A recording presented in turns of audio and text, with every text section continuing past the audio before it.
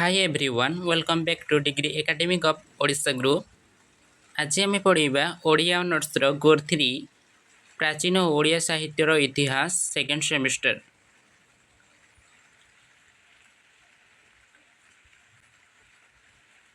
ପ୍ରଥମେ ଆମେ ଜାଣିବା ଯେ ଚର୍ଯା ଗୀତିକା। ଚର୍ଯା ଗୀତିକା ହେଉଛି ଓଡ଼ିଆ ସାହିତ୍ୟ ତଥା ସମଗ୍ର ଭାରତୀୟ ସାହିତ୍ୟର ସବୁଠାରୁ ପୁରୁଣା ଏବଂ ପ୍ରାଚୀନତମ କବିତା ସଂକଳନ। ଏହାକୁ ଓଡ଼ିଆ ସାହିତ୍ୟର ଆଦି ସାହିତ୍ୟ ବୋଲି କୁହାଯାଏ। ଏହା ବିଷୟରେ ସରଳ ଭାବରେ ବୁଝିବା ଆମେ ଜାଣିବା ଚର୍ଯା ଗୀତିକା କ'ଣ। ଏହା ଅଷ୍ଟମ ଶତାବ୍ଦୀରୁ 12ଶହ ଶତାବ୍ଦୀ ମଧ୍ୟରେ ଲେଖାଯାଇଥିଲା। ଏହି ସମୟରେ ବୌଦ୍ଧ ଧର୍ମର ଏକ ବିଶେଷ ଶାଖା ଗୋଟେ ବଜ୍ରଯାନର ସିଦ୍ଧାଚାର୍ଯ୍ୟମାନେ ଯାହାକି ଯୋଗୀମାନେ ଏହି ଗୀତ ଗୁଡ଼ିକୁ ରଚନା କରିଥିଲେ। ସେମାନେ ସାଧାରଣତଃ ଲୋକଙ୍କୁ ଧର୍ମ ଏବଂ ଜୀବନର ସତ୍ୟ ବୁଝାଇବା ପାଇଁ ଏହି ଗୀତ ଗୁଡ଼ିକ ଲେଖିଥିଲେ। ଏହାର ବିଷୟବସ୍ତୁଟି ଆମେ ଜାଣିବା ପିଲାମାନେ। ଏହାର ବିଷୟବସ୍ତୁଟି ହେଉଛି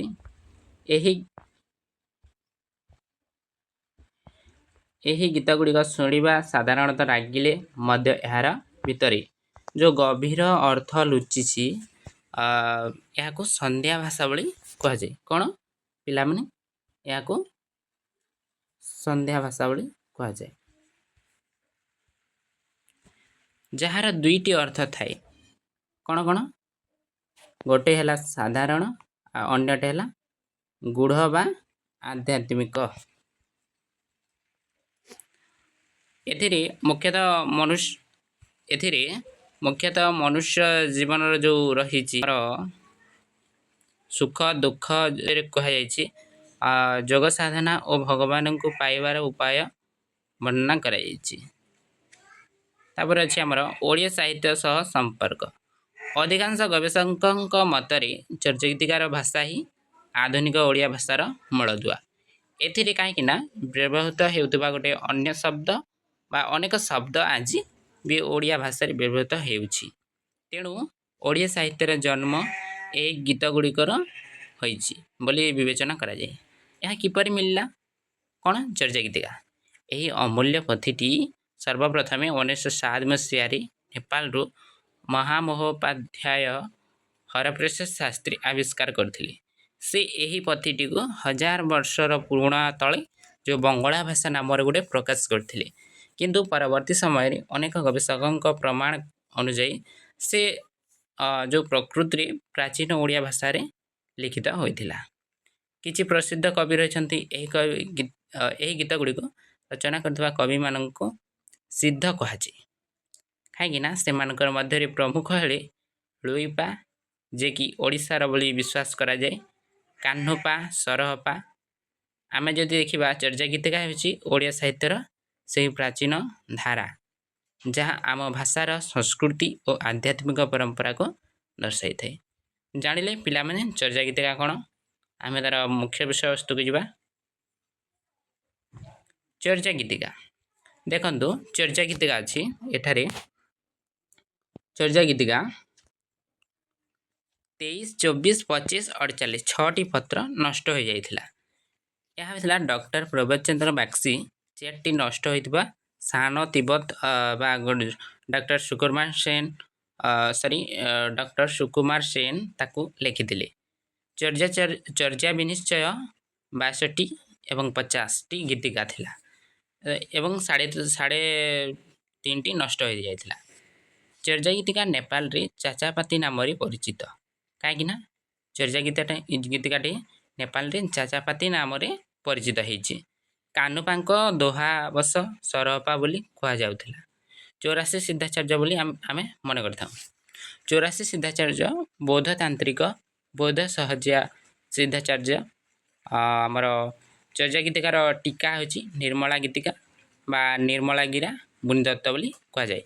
ନେପାଳର ଯେଉଁ ଚର୍ଯା ଗୀତିକାରୁ ସଂଗ୍ରହ କରାଯାଇଥିବା ଚର୍ଯା ବିନିଶ୍ଚୟଟି ଅଣାଯାଇଛି।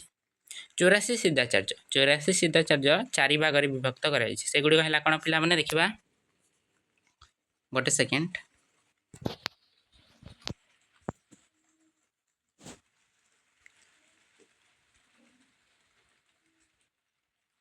ହଉ ପିଲାମାନେ ଆମେ ଦେଖିବା 84 ସିଦ୍ଧାଚାର୍ଯ୍ୟ ଭିତରୁ ଯେଉଁ ଆମର 4 ଭାଗରେ ବିଭକ୍ତ କରାଯାଇଛି ସେ ଗୋଟେ ହେଲା କାୟା ସାଧକ ଆମର କାୟା ସାଧକ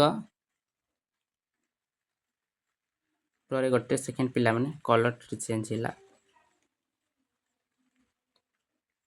କାୟା ସାଧକ କୌଳମାର୍କି ମଧ୍ୟମପନ୍ଥୀ କୌଳମାଲି ଏଇଟା ହେଉଛି 84 ସିଦ୍ଧାଚାର୍ଯ୍ୟ ଯେଉଁ 4 ଭାଗରେ ବିଭକ୍ତ କରାଯାଇଛି କ'ଣ କ'ଣ କାୟା ସାଧକ କୌଳମାର୍କି ମଧ୍ୟମପନ୍ଥୀ କୌଳମାଲି ଜାଣିଲେ ଆଗକୁ ଯିବା ଚର୍ଯା ଗୀତିକା ଯେଉଁ ଚର୍ଯା ଗୀତା ରହିଛି ଯେଉଁ 23 ଜଣ ଲେଖକ ଥିଲେ କିଏ ଯେଉଁ କାହ୍ନୁପାଙ୍କ ସର୍ବମୋଟ କେତେଟା ଥିଲା କାହ୍ନୁପାଙ୍କ 13ଟା ଥିଲା ଆଉ ଲୁଇପାଙ୍କର ଚର୍ଯା ଗୀତିକା ସର୍ବମୋଟ କେତେ ଥିଲା ସବୁଥିରୁ ଲୁଇପାଙ୍କର ଚର୍ଯା ଗୀତିକା ଯେଉଁ ସର୍ବମୋଟ ଥିଲା ଗୋଟେ ଜାଣିଲେ ପିଲାମାନେ ଦେଖନ୍ତୁ ଆର୍ଯ୍ୟଦେବ କାହ୍ନୁପା ଚାଟିଲପା ଭାନପା ଲୁଇପା ଶାନ୍ତିପା ସର୍ବଳପା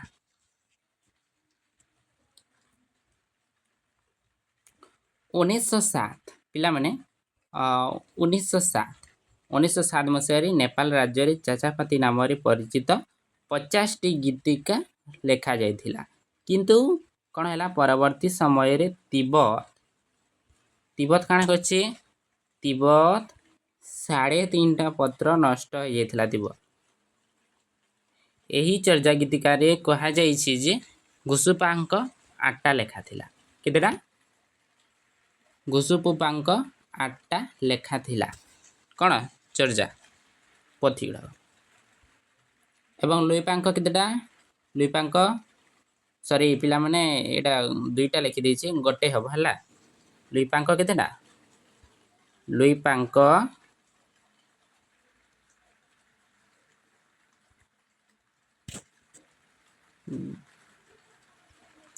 ଗୋଟେ ହେଲା ଲୁଇପାଙ୍କ ଗୋଟେ ସବରୀପାଙ୍କ କେତେଟା ସବରୀପାଙ୍କ ଲେଖା ହେଉଛି ସବରୀପା ଏଠି ମୁଁ ଟିକେ ଲେଖିଦିଏ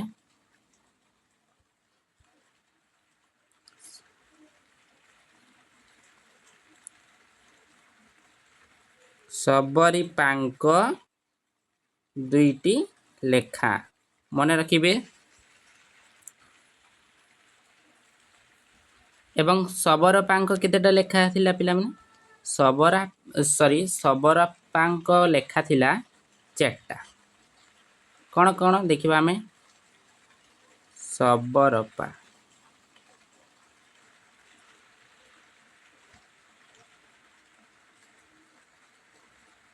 ଦେଖ ପିଲାମାନେ ସବରପାଙ୍କ ଲେଖା ଥିଲା 4ଟା ଚର୍ଯାର ସଂଜ୍ଞା ସ୍ୱରୂପ ଦେଖିଲେ ଆମେ ପିଲାମାନେ ଜାଣିବା ଯେ ଚର୍ଯାର ସଂଜ୍ଞା ସ୍ୱରୂପ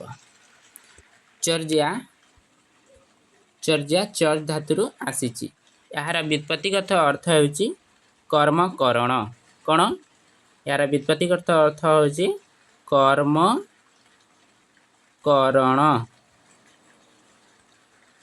ଟିକେ ଦିଶିଲାନି ଏହାର ବ୍ୟୁତ୍ପତ୍ତିଗତ ଅର୍ଥ ହେଉଛି କ'ଣ ପିଲାମାନେ କର୍ମକରଣ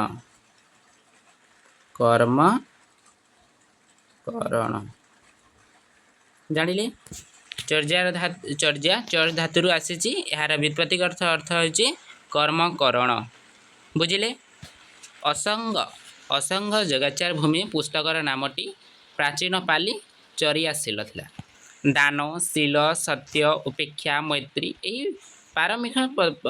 ପାରମିଖା ପ୍ରକୃତିରେ ଚର୍ଯା ଏ ମୋକ୍ଷ ପ୍ରାପ୍ତି ବୋଧି ସମାନ ବୋଲି ଥିଲା ବୋଧି ସମାନ କ'ଣ ବୋଧି ସମାନ ଜାଣିଲେ ଗୁପ୍ତ ପୂଜା କ'ଣ ପିଲାମାନେ ଗୁପ୍ତ ପୂଜା ସହଜିଆ ସିଦ୍ଧାଚାର୍ଯ୍ୟ ଗୀତ ଗାନ କରନ୍ତି ତାହାକୁ ଚର୍ଯା କୁହାଯାଏ ପଣ୍ଡିତ ରାହୁଳ ହିନ୍ଦୀ ଐତିହାସିକ ଥିଲେ କ'ଣ ଥିଲେ ପଣ୍ଡିତ ରାହୁଲ ଥିଲେ କ'ଣ ହିନ୍ଦୀ ଐତିହାସିକ କ'ଣ ହିନ୍ଦୀ ଐତିହାସିକ ଇଭେଲେ ଅଣ୍ଡର ହିଲ୍ ଚର୍ଯା ଗୀତିକାକୁ ମାଇଷ୍ଟିକ୍ ମେସେଜ୍ ବୋଲି କହିଛନ୍ତି କିଏ ପଣ୍ଡିତ ରାହୁଳ କ'ଣ କହିଛନ୍ତି ଇଭେଲେ ଅଣ୍ଡର ହିଲ୍ ଚର୍ଯା ଗୀତିକାକୁ ମାଇଷ୍ଟିକ୍ ମେସେଜ ବୋଲି କହିଛନ୍ତି। ମାଇଷ୍ଟିଜାଇ ମେସେଜ ଏବଂ ଚର୍ଯ୍ୟା ଗୀତକୁ ମାଇଷ୍ଟୋଲିମ୍କୁ ମେଲୋଡି ବୋଲି କହିଛନ୍ତି କିଏ? ପଣ୍ଡିତ ରାହୁଲ, ହିନ୍ଦୀ ଐତିହାସିକ ସେ ମଧ୍ୟ ଥିଲେ। ଆଙ୍ଗିକ ଦୃଷ୍ଟିରୁ ଗୀତିକା ସର୍ବାଧିକ ପଞ୍ଚପଦ ବିଶିଷ୍ଟ ବା ଦଶପଦ ବିଶିଷ୍ଟ ଅଟେ। ବୁଝିଲେ ପିଲାମାନେ? ଦେଖ ଆମର ଚର୍ଯ୍ୟା ନମ୍ବର 43 ବା ତ୍ରିପଦୀ ବିଶିଷ୍ଟ ବା 6 ପାଦ ବିଶିଷ୍ଟ ଅଟେ ଏବଂ ଚର୍ଯ୍ୟା ନମ୍ବର 21 ଓ ଆମର ଚର୍ଯ୍ୟା ନମ୍ବର ଗୋଟେ ସେକେଣ୍ଡ ଚର୍ଯ୍ୟା ନମ୍ବର 21 ଓ 22 ଏହା ହେଉଛି ଷଷ୍ଠପଦୀ ବା 4 ପାଦ ବିଶିଷ୍ଟ ଅଟେ। ଜାଣିଲେ? ଚର୍ଯ୍ୟା ନମ୍ବର 50ରେ ହେଉଛି କ'ଣ? ଚର୍ଯ୍ୟା ନମ୍ବର 50ରେ ଅଛନ୍ତି ଶବରୀପା। କିଏ ଅଛନ୍ତି? ମୁଁ ଡିସପ୍ଲେ ଲେଖିଦେଉଛି। ଚର୍ଯ୍ୟା ନମ୍ବର 50ରେ ଅଛନ୍ତି ଶବରୀପା।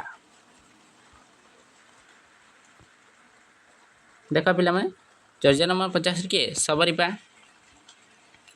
ଏବଂ ସପ୍ତାପଦୀ ହେଉଛି 10, 28, 50। ଆମେ ଜାଣିବା ଯେ ଧ୍ରୁବ ପଦକୁ ଘୋଷା ପଦ ବୋଲି କୁହାଯାଏ। କ'ଣ?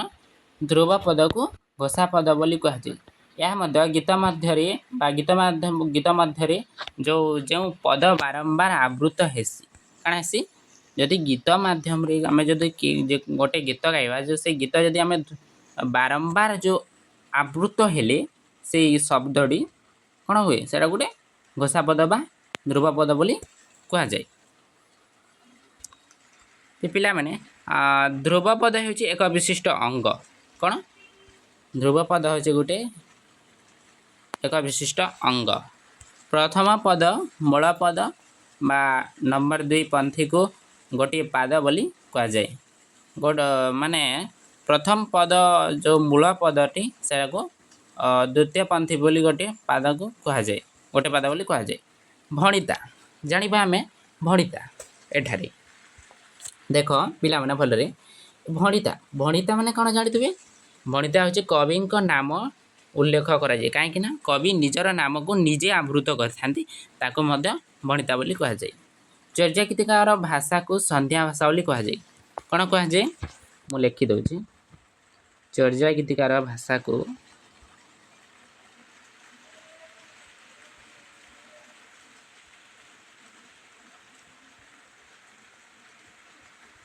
ଜାଣିଲେ ପିଲାମାନେ, ଚର୍ଯ୍ୟା ଗୀତିକାର ଭାଷାକୁ ସନ୍ଧ୍ୟା ଭାଷା ବୋଲି କୁହାଯାଏ। ଆଳୋ ଅନ୍ଧାରୀ ଭାଷା ଏହାକୁ ହରପ୍ରସାଦ ଶାସ୍ତ୍ରୀ କହିଛନ୍ତି। କ'ଣ?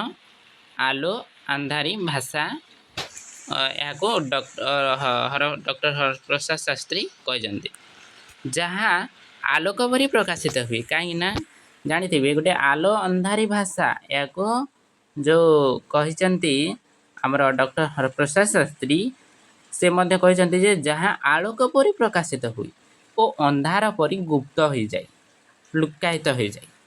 ଏହା କିଏ କହିଛନ୍ତି? ହରପ୍ରସାଦ ଶାସ୍ତ୍ରୀ। ହେ ବଜ୍ର ତନ୍ତ୍ର ଗ୍ରନ୍ଥ ଚୀନ ଭାଷାରେ ସନ୍ଧ୍ୟା ଶବ୍ଦ ଅଛି। ପଣ୍ଡିତ ବଣ୍ଡେର ସାହେବ ସନ୍ଧ୍ୟା ଭାଷାକୁ ଭାଷା ପ୍ରୋହିଲି ବା ଲାଙ୍ଗୁଏଜ କହିଛନ୍ତି। ବୁଝିଲେ? ଏବେ ଜାଣିବା ଆମେ ବୌଦ୍ଧ ଧର୍ମ। ପିଲାମାନେ ଏଇଟା ଜାଣନ୍ତୁ, ବୌଦ୍ଧ ଧର୍ମ। ବୌଦ୍ଧ ଧର୍ମରେ କ'ଣ କ'ଣ ଅଛି ପିଲାମାନେ? ବୌଦ୍ଧ ଧର୍ମରେ ହୀନଯାନ। କ'ଣ? ହୀନଯାନ ହେଲା ଗୋଟେ ହୀନଯାନ ଅଛି, ଆଉ ଗୋଟେ ଅଛି ମହାଯାନ। କ'ଣ? ମହାଯାନ।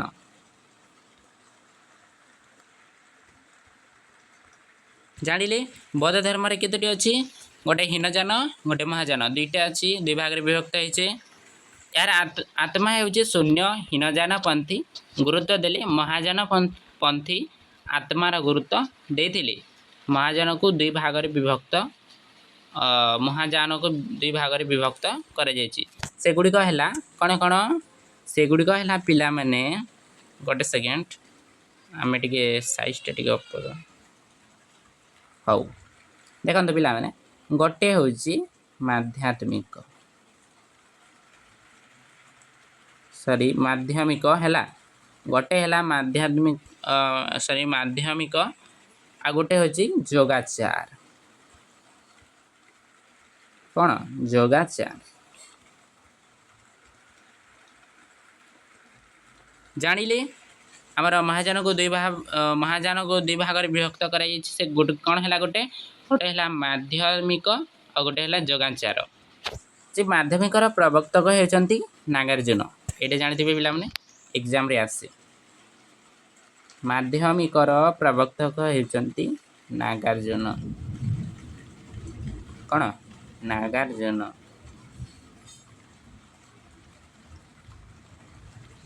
देखिले पे माध्यमिक प्रवर्तक होती नागार्जुन और जोगाचार प्रवर्तक होती किए असंग किए असंग जोगाचार प्रवर्तक असंग है जानिले माध्यमिक विचार धारा को शून्यवाद बोली कहा जाए कौन कहा जाए माध्यमिक विचार धारा को शून्यवाद बोली कहा जाए शून्यवाद बोली कहा जाए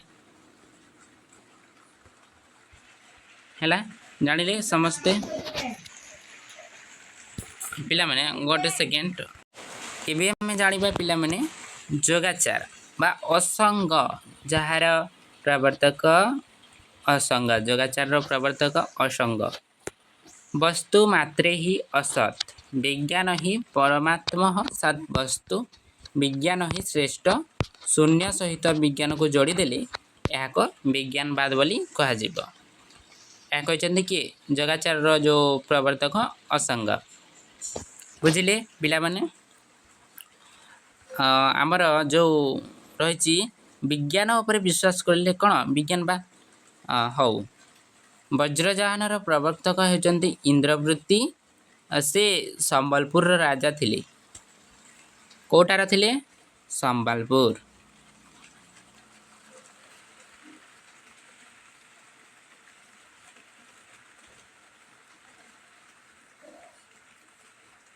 कोटार थिले पिला माने वज्रजान जो प्रवर्तक होती कि इंद्रवृत्ति से थिले संबलपुर राजा कौन थे संबलपुर राजा तांकर ग्रंथर नाम होची अद्वितीय सिद्धि मु डिस्प्ले रे लिखि दउची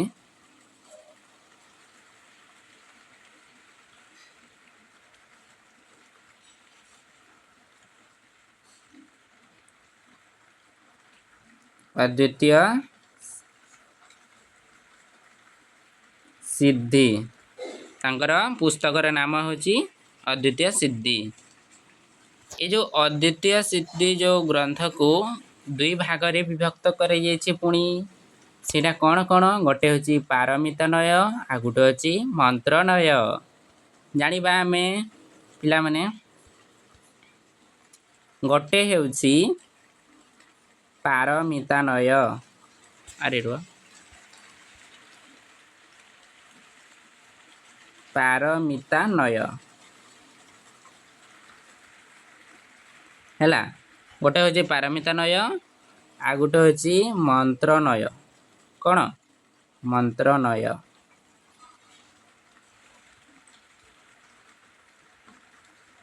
है एवं ये जो मंत्र नय हूँ परवर्ती समय रे मंत्रजान जो होता पारमिता नय रे बौद्ध धर्म दर्शन विश्लेषण करा जायछि मंत्र नय रे तांत्रिक शास्त्र विश्लेषण करा जायछि कालचक्र जानर प्रतिष्ठाता होती पितपाद किए कालचक्र जानर प्रतिष्ठाता पितपाद सॉरी पितपाद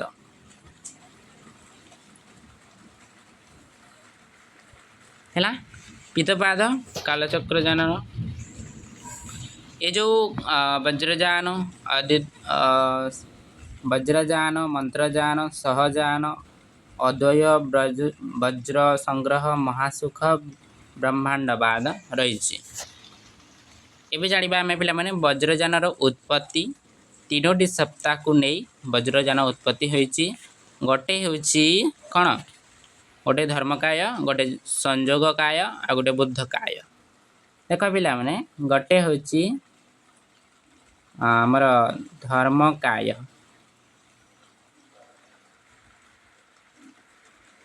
गोटे धर्मकाय आ गोटे हूँ आमर संयोगकाय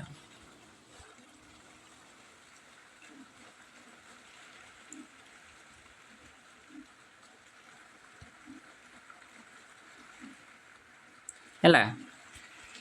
ଏବଂ 3 ନମ୍ବର ହେଉଛି ବୁଦ୍ଧକାୟ।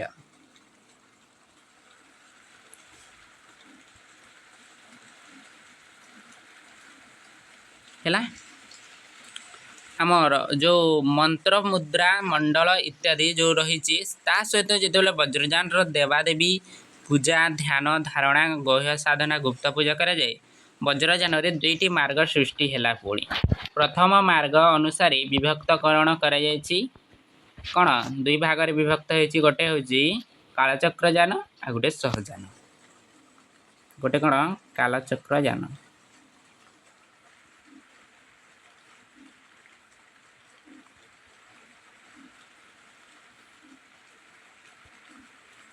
ହେଲା।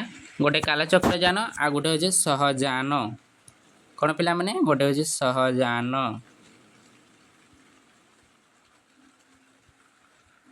ହେଲା। ଜାଣିଲେ ଆମେ ଯେଉଁ ବଜ୍ରଯାନରେ 2ଟା ମାର୍ଗ ସୃଷ୍ଟି ହେଇଛି। ଗୋଟେ ହେଉଛି କାଳଚକ୍ରଯାନ ଆଉ ଗୋଟେ ସହଯାନ।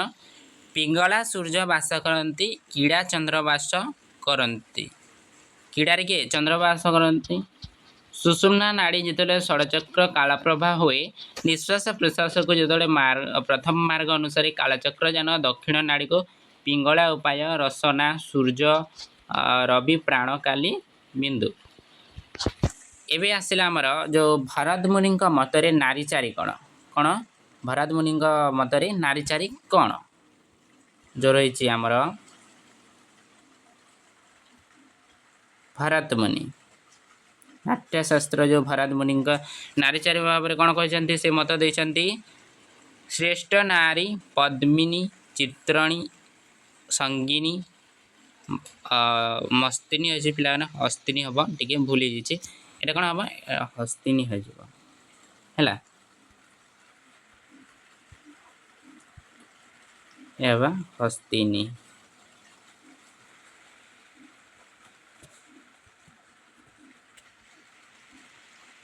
ଶାସ୍ତ୍ର ଯେଉଁ ଦକ୍ଷିଣ ଯେଉଁ ଦୃଷ୍ଟ ରହିଛି ଅନୁକୂଳ ଓ ଷଠ 4 ପ୍ରକାର ଓ ନାୟକ ପୁରୁଷ ଷଠ 4 ପ୍ରକାର। ଆମେ ଦେଖିବା କ'ଣ କ'ଣ। ଗୋଟେ ଅଛି ଧୀରଦତ୍ତ ଯାହାକି ଶକ୍ତିଶାଳୀ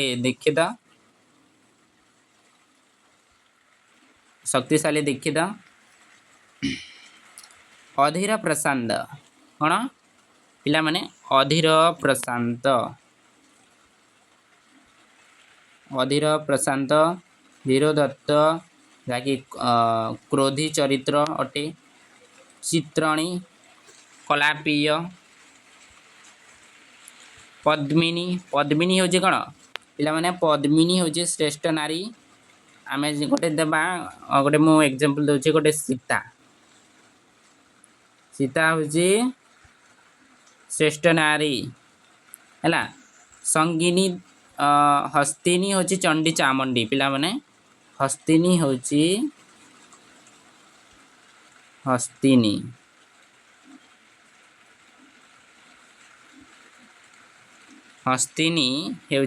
ଚଣ୍ଡୀ ଚାମୁଣ୍ଡୀ। ହେଲା। ଆମର ମହାସୁଖର 4ଟି ଅବସ୍ଥା ରହିଛି ସେଗୁଡ଼ିକ ହେଲା କ'ଣ କ'ଣ ପିଲାମାନେ ଜାଣିବା। ଗୋଟେ ହେଉଛି ଆନନ୍ଦ ପରମାନନ୍ଦ ବିରମାନନ୍ଦ ସହଜାନନ୍ଦ ଏସବୁ ଗୁଡ଼ାକ ଅଛି। ଗୋଟେ ହେଲା କ'ଣ ଆନନ୍ଦ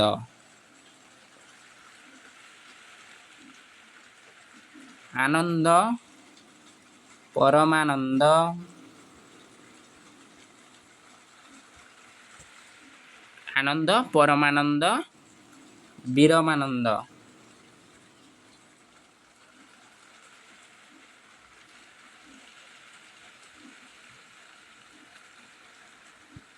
ହେଲା। ଆଉ ଗୋଟେ ହେଉଛି ଆମର ସହଜାନନ୍ଦ। ହେଲା। ଆମର ହେଉଛି ସହଜାନନ୍ଦ।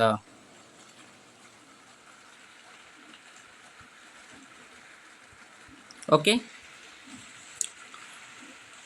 ଯେଉଁ ସହଜାନନ୍ଦ ହେଉଛି ଶ୍ରେଷ୍ଠ ଆନନ୍ଦ ବଜ୍ରଯାନ। ଏବେ ଆମେ ପିଲାମାନେ ଜାଣିବା ଯେ ବୋଧିର ଅର୍ଥ ଜ୍ଞାନ ବା ବୋଧିଚିତ୍ତ କ'ଣ। ବୋଧିଚିତ୍ତ ହେଉଛି ବୋଧିର ଅର୍ଥ ଜ୍ଞାନ ଚିତ୍ତର ଅର୍ଥ ହେଉଛି ମନ। କ'ଣ ଏଇଟା ମାନେ ଜାଣିଥିବେ ପିଲାମାନେ ଏକ୍ଜାମ୍ରେ ବି କେତେବେଳେ ଆସିବି ଯିବ କ୍ୱେଶ୍ଚିନ୍ଟି। जो आमर चित्तर अर्थ कौन मिला मैंने चित्तर अर्थ हूँ मन बुझिले चित्तर अर्थ हूँ मन चित्तर अर्थ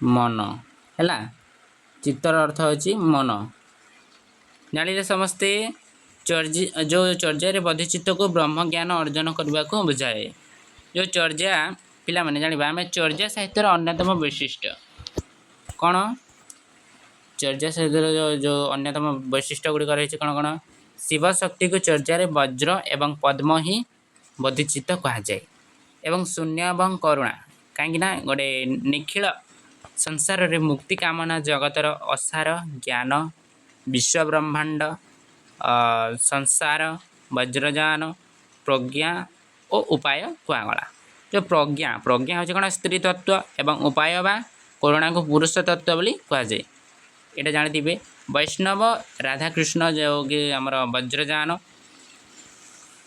तापर आम पे सहज सहज साधना कौन सहज साधना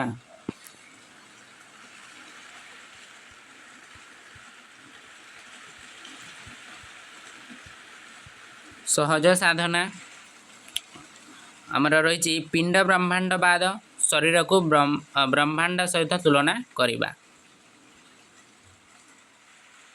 आम जाना आदि सिद्धाचार्य सरहपा तांकर शिष्य होती किए सबरीपा आमर सरहपा शिष्य यहाँ मैंने जानी पिला माने एग्जाम रे मल्टीपल चॉइस रे क्वेश्चन भी आसी जापे आसी थाए प्रत्येक वर्ष आसी पिला माने आमर सरहपा तांकर शिष्य होती किए सबरीपा सरहपा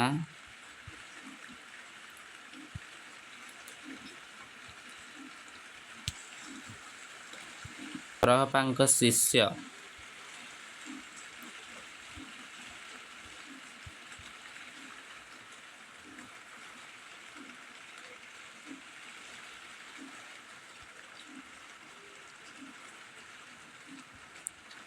सबरीपा सरहपा शिष्य होती सबरीपा लुईपा गुरु किए लुईपा गुरु सबरीपा जो लुईपा चतुर्थ सिद्धाचार्य जो लुईपा सबरीपा शिष्य तारानाथ बरणी अनुजाई से गोटे उद्यानर अधिवासी कौन थे अधिवासी मत्स्य निद्राद मत्स्य त्राद्व वज्र बारा ही ध्यान करथिले गंगा नदी कूल से कौन मत्स्यजीवी कूल जन्मग्रहण करते बा जो से केउट परिवार जो जन्मग्रहण करते है जो पांग सांग जांग यार लेखा पुस्तक दुईटी चर्चा गीतिका गोटे चर्चा 1 आ चर्चा 23 आ चर्चा 1 जो कातरु चर्या बा काया तरु चर्या रागा हूँ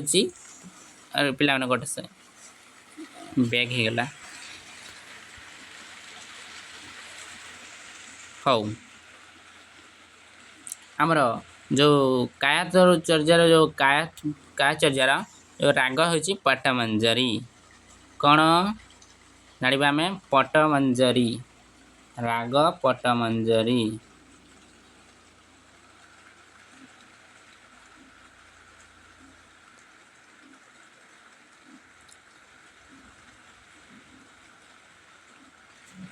अरे रुह टिके डिस्प्ले टिके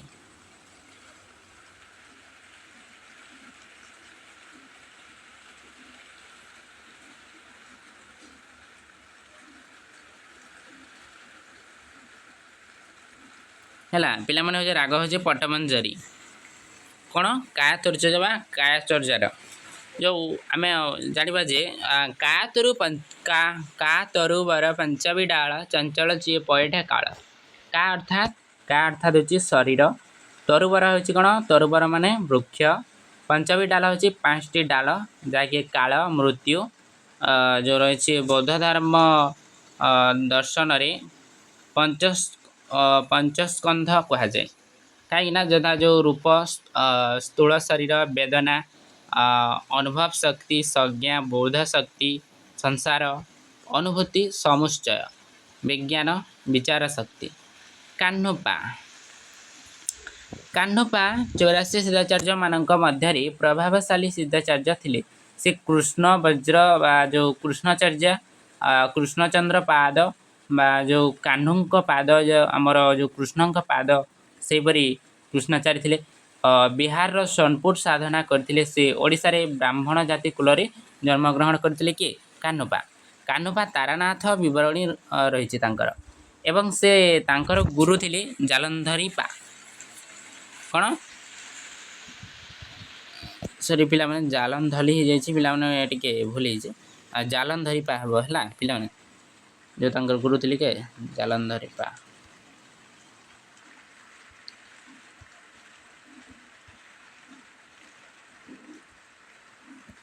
जालंधरी पा बा जालंधरी पाद हैला जो तांको जो कृष्ण पाद थिबार तांको काह्नपाद कहा जायथिला एवं सर्वमोट 13टी चर्या तांकर हेतिला। चर्या नंबर 7 बाटगाळ चर्या बा राग थिला तांकर तटबंजारी। तांकर चर्या नंबर 10 रे थिला डुम्बी चर्या राग थिला देशाख। जानिबा आमे नगर बाहिरे डुम्बी तोहरी छोई छोई जाई ब्राह्मणाड़िया आलो डम्बी तोए सम करिब मो सांग निर्घन काह्नुपाଳ जोहिलांग तंती बिकई डम्बी आबिलीन चांगुड़ा तोहर अंतरे डाडिली नट पेड़ा। ये चर्या गीतिकार एटा है आमर जो चर्या गीतिकार सामाजिक गुरुत्व कौन कौन देखा आम पे कविताटी आम देखिए। नगर गुढ़ अर्थ हो शरीर जानिले। डम्बी जो डम्बी हूँ कौन अवधूत नैरात्मक देवी हिंदू तंत्र है। एवं कुड़ियार अर्थ होची पिला माने कौन कुड़ियार अर्थ होची महासुख चक्र जानिथिबे। ब्राह्मण ब्राह्मण अर्थात सहजिया सिद्धाचार्य बा ब्राह्मणाड़िया है जानिले। एवं चर्या नंबर 11 रे होची डम्बी हेलुगा चर्या डम्बी हेलुगा चर्या।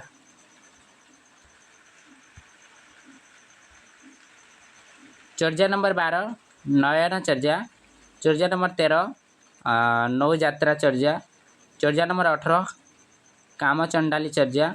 चर्या नंबर 19 रही आमर डम्बी विवाह चर्या। डम्बी विवाहिका आरिकु जाम जौतुकी किय अणतु धाम बा जौतुक प्रथा जे आम जाना जे। चर्या नंबर 9 रे मतमातंग चर्या अच्छी। चर्या नंबर 36 रे सहज निद्रा चर्या। चर्या नंबर 40 रही मुक अवधिर उपवेश चर्या। चर्या नंबर 42 रही स्कंध विजोग चर्या। चर्या नंबर 45 रही निष्फल वृक्षरोध चर्या। चर्या नंबर 24 रही राजहंस चर्या। मेथियो अरे गोटे सेकेंड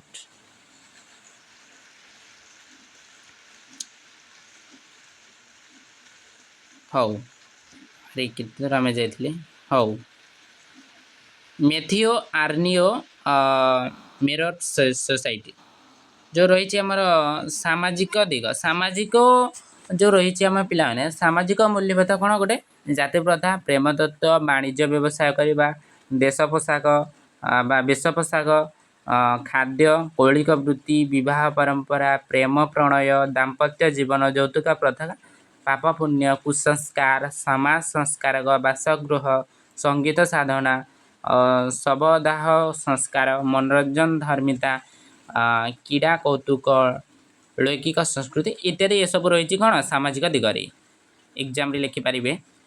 सोमंक अन्य नाम होची कौन चंद्र। प्रेम प्रणय प्रेम प्रणय कहले काह्नपाଙ୍କ प्रेम प्रणय रे लिखा जाइछि जे शबर शबरी प्रेम को किपरि व्याख्या करा जाइछि से विषय आम जानिबा।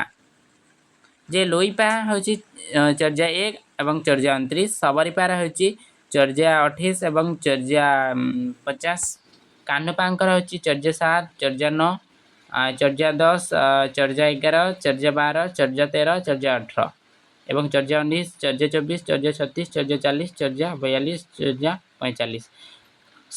ସରହପାଙ୍କ ହେଉଛି ଚର୍ଯ୍ୟା 22, ଚର୍ଯ୍ୟା 32, ଚର୍ଯ୍ୟା 38, ଚର୍ଯ୍ୟା 39। ଆମର ଭୁକୁସୁବଙ୍କ ଯେଉଁ ହେଉଛି ଚର୍ଯ୍ୟା 6, ଚର୍ଯ୍ୟା 21, ଚର୍ଯ୍ୟା 43, ଚର୍ଯ୍ୟା 39। ଏତିକି ପିଲାମାନେ ଆମେ ଏଠି ସମାପ୍ତ କରିବା। ଆପଣମାନଙ୍କୁ ଯଦି ଭିଡ଼ିଓଟି ଭଲ ଲାଗିଥିଲେ ଲାଇକ୍ ସେୟାର କରିବାକୁ ଭୁଲିବେନି ଏବଂ କମେଣ୍ଟ ମାଧ୍ୟମରେ ଜଣାଇବେ ଆଜିର କ୍ଲାସ୍ଟି କେମିତି ଲାଗିଲା ଏବଂ ଆମେ ଉତ୍ସାହିତ ହୋଇ ଆମେ ଆଗକୁ ମଧ୍ୟ କ୍ଲାସ୍ ଆଣିବାରେ ସହଯୋଗ କରିପାରିବୁ। ଆମ ଚ୍ୟାନେଲଟି ସବସ୍କ୍ରାଇବ୍ କରି ଧନ୍ୟବାଦ। ରଖନ୍ତୁ, ଜୟ ଶ୍ରୀ ଯାହାଫଳରେ ଜଗନ୍ନାଥ। ସର୍ବପ୍ରଥମେ ଭିଡ଼ିଓଟି ପାଇପାରିବେ।